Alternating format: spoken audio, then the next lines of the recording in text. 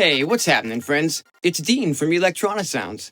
Stick around. Today, we're going to be checking out a really special eurorack utility module.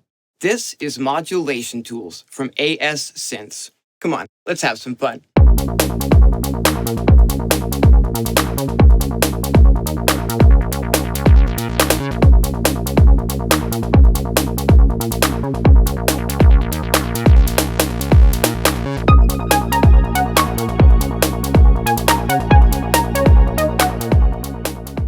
In this setup, I'm going to show you one of my favorite things about the Modulation Tools module, which is just how tight and accurate the clock sync is. Take a listen to this.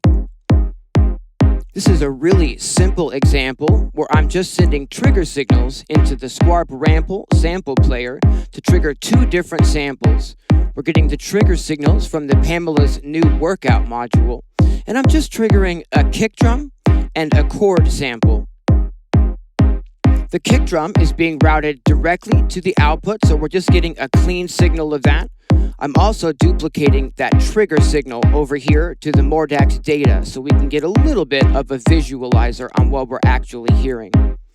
I'm running the pad sample into the VCA on the Modulation Tools, and I'm using that kick trigger, that same trigger signal. I'm duplicating it up here. So I'm using that same trigger signal from Pamela's new workout to sync the Modulation Tools module.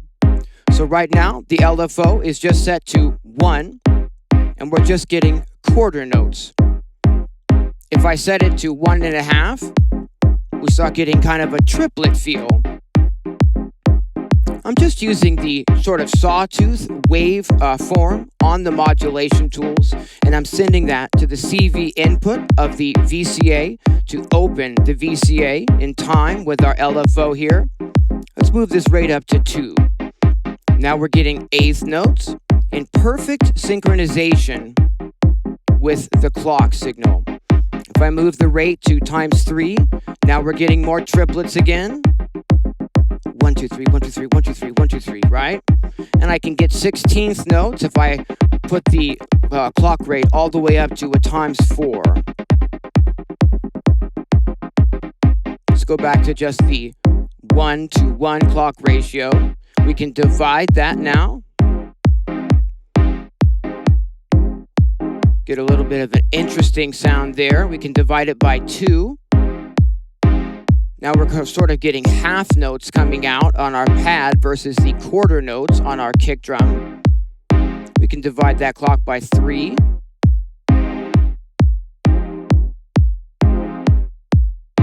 So now every third kick of the kick drum will trigger the LFO, and we can divide that by 4 as well.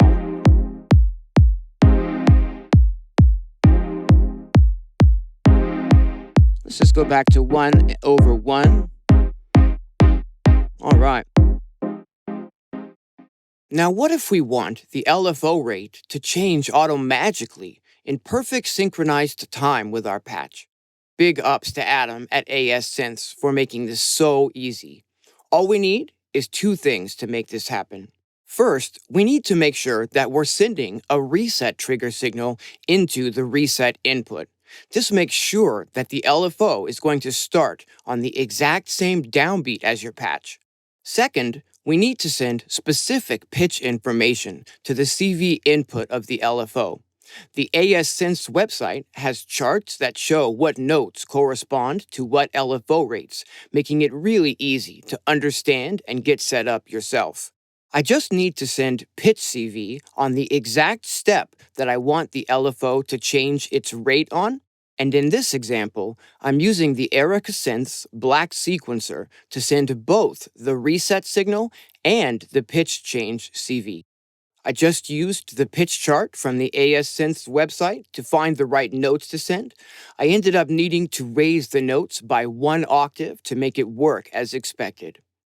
In this patch, we're using the LFO shape from Modulation Tools to move the filter cutoff on a bass sound to get dubstep-style bass wobbles in perfect sync with the drum beat. Let's take a listen.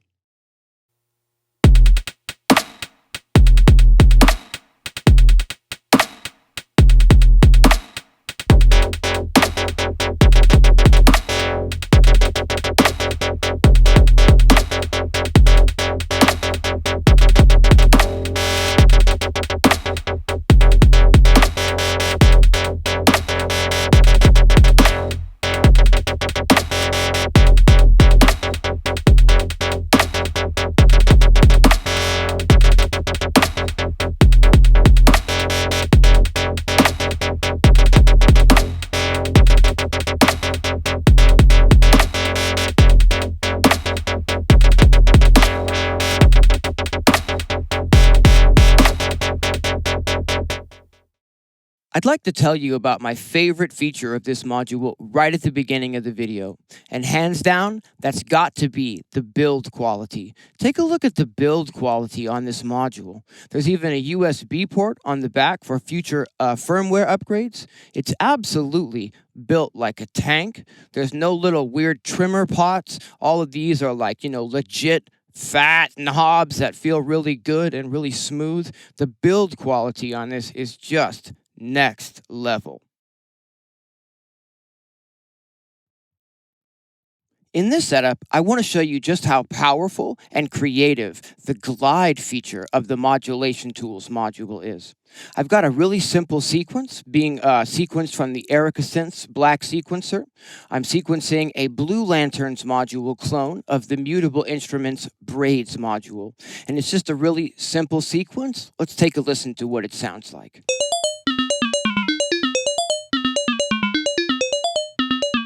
If I go ahead and start adding a little bit of glide to this, we can hear a little bit of glide happening between the notes, right? Let's go back to hearing it dry and plain. We add that glide. So we get a little bit more of a rubbery sound. It can sound really nice if we add a little bit of delay to that.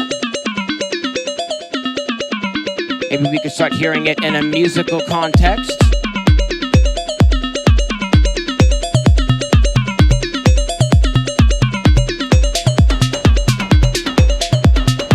Using the noise output from Modulation Tools to create a little bit of a rhythmic pattern as well.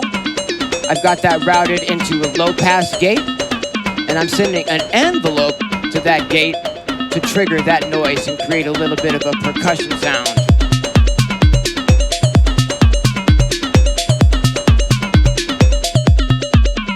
Now let's get really crazy with the time and put a lot of time between these notes of glide, right?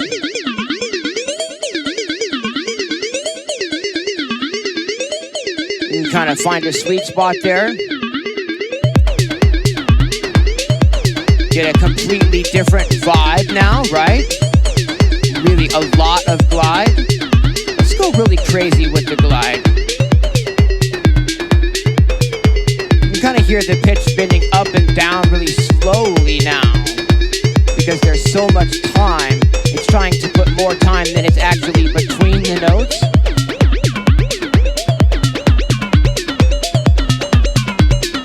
But I find that just a little bit of glide, maybe just about a little hair above the 9 o'clock position, goes a long way towards giving the sound a little bit of vibe and character. Back to the dry sound one more time.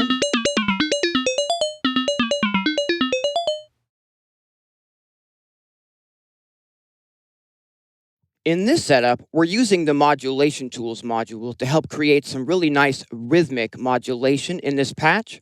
I've got some drums coming out of the Electron Digitact, and I'm also using the Digitact to sequence the bass line here. I've got the MIDI out from the Digitact going into the MIDI in of an Synths MIDI to CV module. The sound for the bass is coming out of this Nano Module's ONA oscillator, and I'm mixing together 3 different waveforms using their MAR mixer. I'm also got the noise out from the Modulation Tools, and I'm routing that into the mixer as well to help thicken up the sound and create a little bit more interest in the sound.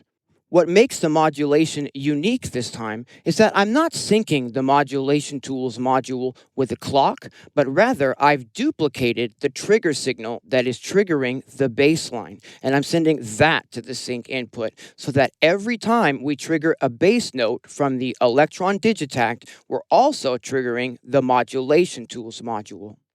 After the waveforms are mixed together, they're being routed into a filter so that I can modulate the cutoff of this filter using the CV from Modulation Tools. We're taking a sample and hold output, and I'm routing that into the filter so that I get a little bit of movement on the cutoff here. And I'm taking the LFO output, and I'm routing that into the pulse width input of the ONA oscillator. It has an attenuverter, so I can control exactly how much of that LFO signal is going in to the pulse width here, or I can turn it all the way off and have none of that modulation coming through. Lastly, the sound is being routed from the filter into the VCA of the modulation tools, and I'm using an Synths black VC envelope generator to open up that VCA and let the bass sound through. Let's take a listen to what this sounds like.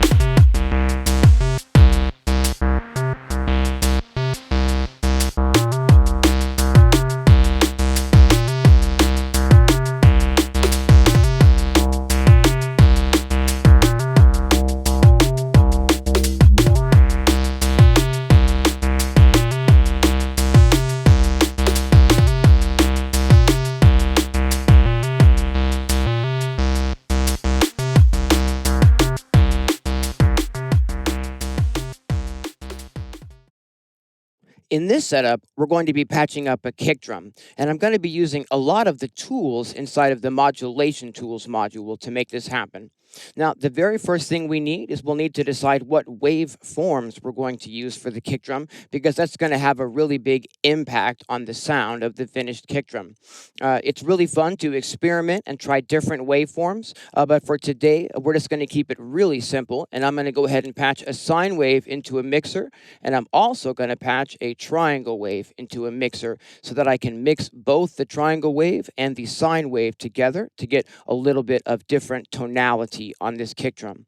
We're going to go ahead and take the output from this mixer here, and we're going to route that into the main output knob. This is the MAR mixer from Nano Modules, and it has 4 adjustable inputs that I can then route to this main output knob to get a global volume on that MAR mixer. So we're going to go ahead and take the output from the mixer, and we're going to route that through a filter. This can be any filter of your choice. This is the font filter that I'm using today from Nano Modules. We're going to take an output from this filter, the low pass output, and we're going to route that into the VCA input of the modulation tools module. Now, what we need is we need a way to open and close this, the VCA rather. So we need like an envelope shape to do that. And what we're going to use is we're going to use the actual LFO output to do that. So I'm going to take, I'm going to take an output here from the LFO, and I'm going to route that into the input of our VCA. Now, I'm going to want the LFO working at a very specific tempo. So I've got a trigger output here from Pam's new workout, and I'm going to route that directly into the sync input of the modulation tools module. That's getting us, completely in sync with the trigger signal that's coming out of Pam's new workout.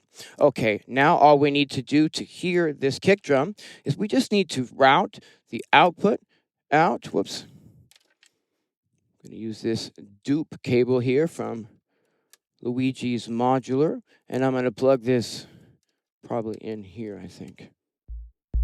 Yeah, and now we can start hearing a little bit of what this kick drum sounds like.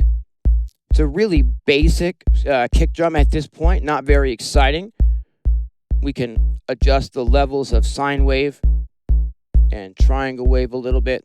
There's a pure sine. There's just the triangle. For now, I'm going to max out the sine and bring the triangle waveform just a little bit down beneath that. Now, to get this a little bit more interesting and to get a little bit more punch and transient happening on the sound, we're going to do a couple of things. The first thing I'm going to do is I'm going to use this same trigger signal that I'm using to trigger the sync of our LFO here to get that envelope in sync. I'm going to go ahead and duplicate the shape of that. So rather, get that CV to the sync, I'm going to duplicate that from this buffered multiple that's built into the Kaisha case here from Nano Modules. And we're going to go ahead and just duplicate that trigger signal. So I'm taking that trigger signal, I've got a couple of extra outputs now, and I'm sending one of those outputs over here to trigger the LFO in time with Pam's new workout. Now, what I'm going to do is I'm going to trigger a second envelope with this same trigger output here. I'm going to take another output from that multiple, and I'm going to use that. I'm going to route that into the gate input of another envelope module. This is just a little tiny 2 HP ADSR module, which is creating a really, really fast envelope. So here we have sort of like a shark fin shaped envelope, or like a sawtooth envelope, and then the envelope that's coming from the ADSR from 2 HP is a really tiny and really short envelope.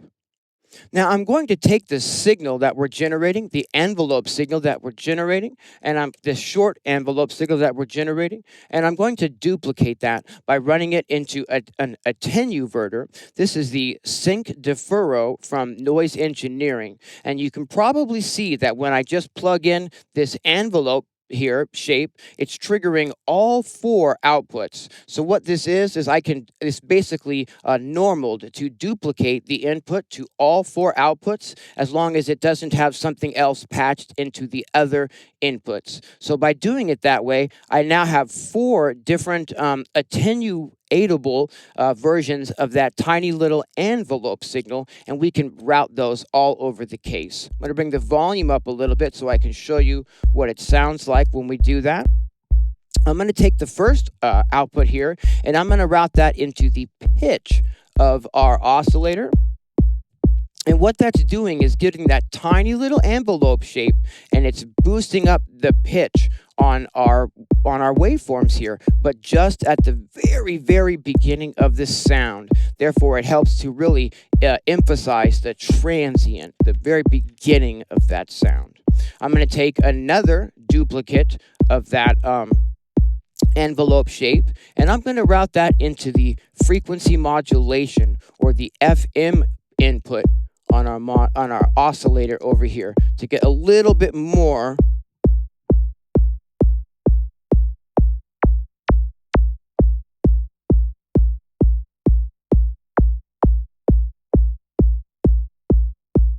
And by putting that envelope to the pitch, we're really emphasizing just that tiny, tiny bit of the very first bit of the sound, that transient. Now, what we can do now to further shape the sound is I can use the noise from the Modulation Tools module, and I can route that into our mixer. And I can add a little bit of noise in with the kick drum if I want to. Lastly, I'm going to take a third shape, a third envelope duplicate here, and I'm going to route that into the, into the input of our filter here, so that our low-pass filter is now got that very quick envelope on the very, very beginning of the sound on the cutoff here. So we can really sort of remove those high frequencies from the sound and really dial it into a nice, tight sound. Now, one other thing that we can do to really, put a little bit of something extra, let me get an extra cable here. So something else we could do is we could route this into something like a wave folder before it hits the output. So I'm going to take the output from Modulation Tools from that VCA that's letting the volume of the sound through, and I'm going to route that, the whole kick drum now, into this wave folder. This is the Ton wave folder from Instro, and I'm going to route that back.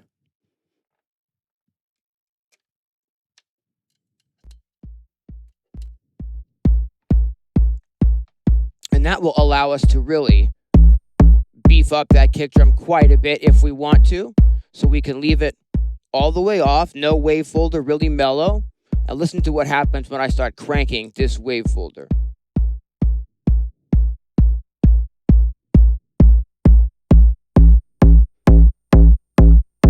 That's all the way up. You can really distort the heck out of it. But that's just another little something that we can do to taste to help put some interest in the kick drum. So again, we can shape these levels with the triangle and with the sine wave. We can add more or less noise from the Modulation Tools module, and we can, sort of filter that to get a darker kick or a brighter kick.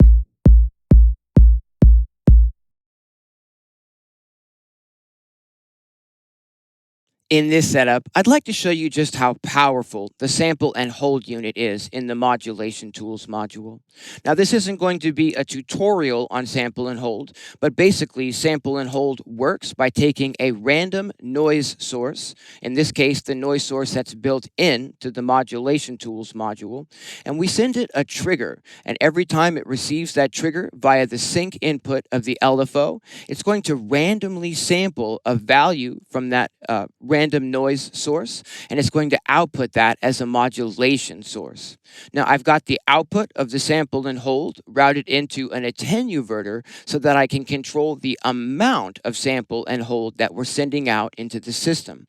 I've got a really static pad sound here being generated by a Platts clone module and a Braids clone module.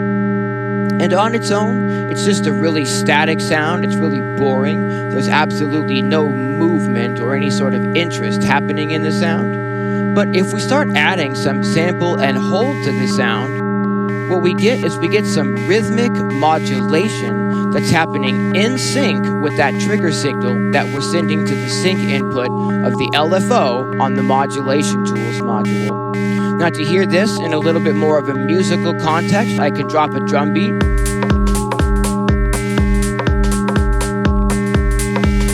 And using that sample and hold signal to modulate 4 different sources on the Platts module and on the Braids module, you can hear we've got a lot more rhythmic interest happening in our sound.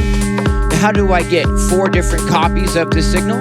All I'm doing is I'm taking the output from that attenuverter and I'm routing that into the input of a multiple so I can duplicate that signal as much as I want. So we've got 2 different destinations here on the Platts module being modulated and 2 different destinations on the Braids module being modulated.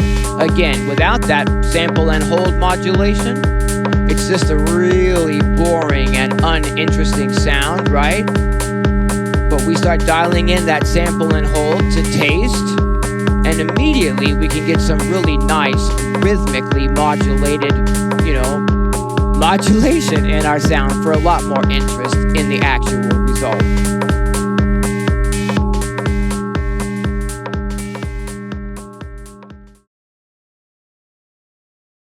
In this setup, I'm using modulation tools to help me create a really neat noise riser. Now, what do we need? What are the basic components of a noise riser? Well, the most important thing we need is noise, and I'm using the noise output of the modulation tools module for this. The next thing we need is an envelope shape. We need an envelope that has a really long rise section to it and a really fast, almost immediate fall section to it so that the envelope rises really, really slowly and then cuts off really, really immediately at the end of the envelope shape. I'm using the Court module from Nano Modules to help create that envelope shape with the long rise and the really quick fall.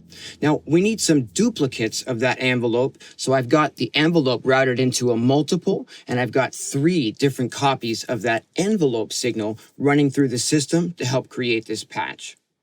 Starting with the noise output from the modulation tools, I've got that routed over here into a low-pass filter. This is the font filter from Nano Modules, and I've got the cutoff all the way at the bottom, so we're filtering that sound all the way out. I'm using 1 copy of the envelope shape to route over to this filter and use it to open up the cutoff of this filter and then slam it right back down again at the end of that envelope shape. I'm routing the noise from modulation tools through that font filter and out of the font filter back into the VCA on the modulation tools module. Now, what's a VCA? That's just a voltage controlled amplifier. So it's basically like a volume knob that we can control with voltage in the system, like an envelope shape, for example. So I'm using another duplicate of that long rise and quick fall envelope to open the volume of the VCA on the modulation tools module and let the volume of this sound come through. I'd like a little bit more filter modulation to create some more excitement in the riser though. So I'm also using the triangle shape LFO from Modulation Tools, and I'm sending that over to the low pass filter as well. So while our envelope shape is opening up the filter, the LFO from Modulation Tools is kind of wiggling that filter back and forth just a very small amount as it opens. I'm taking an envelope shape, that duplicate of the rise and fall envelope, and I'm routing that back into the Modulation Tools CV input of the LFO so that it speeds up this LFO and creates a little bit more intensity as the riser opens up. Let's take a listen to what this sounds like.